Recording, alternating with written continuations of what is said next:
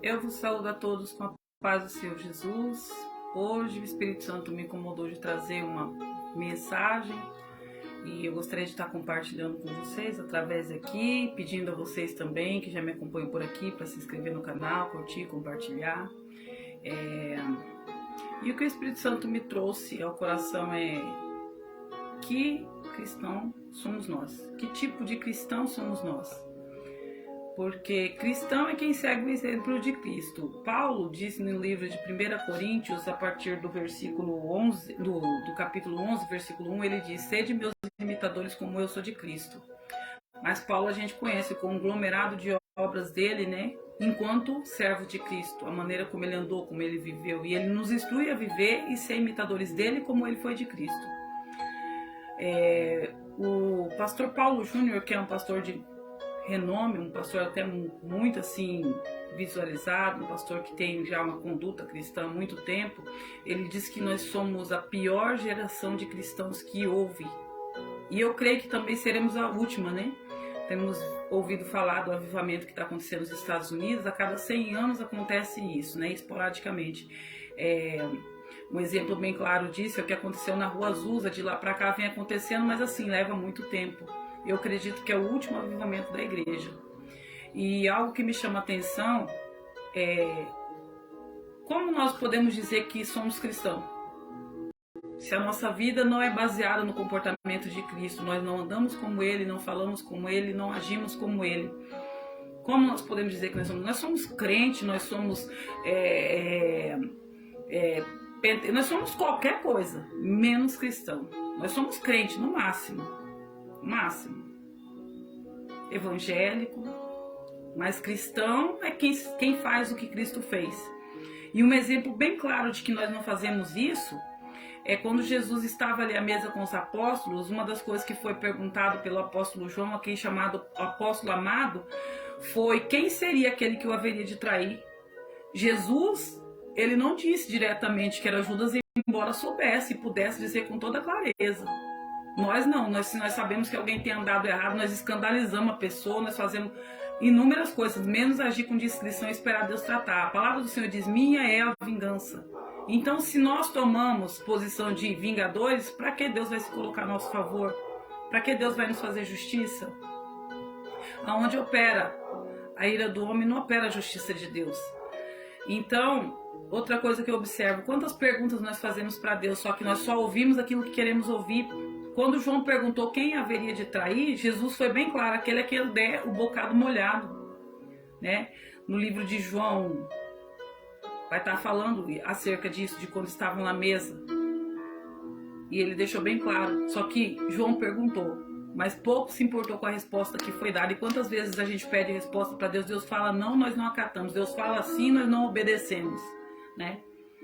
E nesse momento, quando foi perguntado, ele disse: a quem eu dei o bocado molhado. Outra coisa que me chama a atenção é que para Jesus ter dado o bocado molhado a Judas, isso indica que Judas estava muito perto dele, estava do lado dele, o traidor estava do lado dele. Assim como João estava de um lado, provavelmente Judas do outro.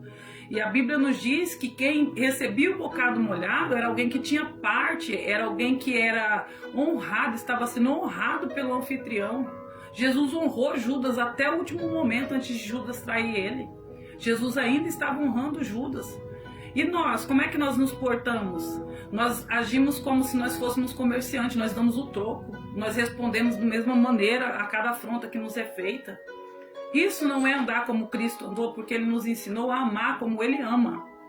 É isso que Ele espera que nós fazemos. E outra coisa também que me chama muito a atenção é que Judas, a Bíblia vai dizer que quando Jesus deu o bocado molhado para ele, Jesus estava honrando a ele. E nem isso impediu o coração perverso de Judas de continuar executando seu plano. Outra coisa, a gente atribui todos os nossos erros: é o diabo, é o demônio, é o Satanás. Não, às vezes é só falta de caráter mesmo, porque é mais fácil falar que é o demônio, porque o demônio a gente expulsa e o caráter a gente tem que obrigatoriamente tratar. A Bíblia vai dizer que o demônio entrou em Judas após ele receber o bocado molhado, mas as más intenções do coração dele e o erro já estava ali. Ele já tinha vendido Jesus, ele já tinha entregado o mestre, ele já tinha feito uma obra ruim, ele já tinha se portado de uma maneira ruim. Ou seja, ele não estava endemoniado, ele simplesmente não tinha caráter. E muitas vezes nós usamos o demônio para justificar os nossos erros, as nossas faltas de compromisso, a nossa falta de zelo com as coisas do Senhor. De fato e de verdade, eu sou obrigada a concordar com o pastor Paulo Júnior. Nós somos a pior geração de cristão que já houve. Não gosta de orar, não tem comunhão com o próximo, nos envolvemos em coisas que Deus muitas vezes não está, não agradamos a Deus, nos portamos de uma maneira deplorável. Nós temos toda a liberdade para adorar a Deus, nós escolhemos o dia que nós vamos ao culto. Nós escolhemos, não, hoje eu vou. Às vezes estamos num culto, temos a oportunidade e nos negamos. Qual é a outra oportunidade que nós temos de fazer algo para Deus, já que Ele faz tanto por nós o tempo todo? Então, se você se professa cristão, começa a avaliar se realmente você é cristão, se você se comporta como Cristo. Porque os dias são maus. Isso que nós temos visto acontecer no mundo inteiro é para a gente despertar, é para a gente acordar, tomar uma posição diante de Deus, porque o tempo está próximo. E como nós estamos na presença do Senhor, nós somos de fato, de verdade cristão, ou nos iludimos de alguma maneira que é um ritual religioso todas as semanas na igreja nos torna cristão. Não, cristão não é ir na igreja. Cristão não é participar da ceia. Cristão é andar como Cristo andou.